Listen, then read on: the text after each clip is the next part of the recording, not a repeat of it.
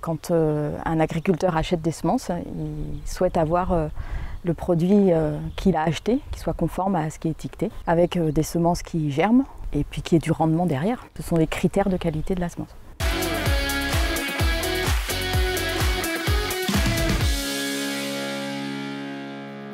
Mon métier consiste à contrôler la qualité des productions qui sont destinées à faire des semences.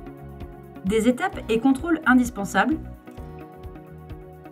Au départ, on va vérifier que les entreprises ont effectivement toutes les conditions nécessaires pour produire de la semence.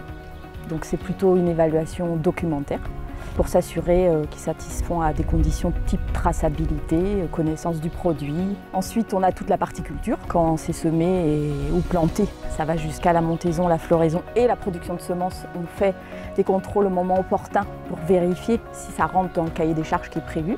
Donc il faut que le lot soit pur au niveau de l'espèce, correspondent bien à l'identité variétale. Et ensuite, on peut avoir des normes sanitaires. En plus des contrôles en culture, on peut réaliser des analyses sur le lot qui vont nous permettre de classer conforme le lot et il peut être ainsi libéré et commercialisé. Qui gère les contrôles ? À la base, effectivement, le ministère de l'Agriculture gérait ce contrôle qualité des semences. Il l'a délégué depuis un certain nombre d'années à l'interprofession. Donc CEMAE maintenant a cette mission officielle du service public pour gérer la qualité des semences.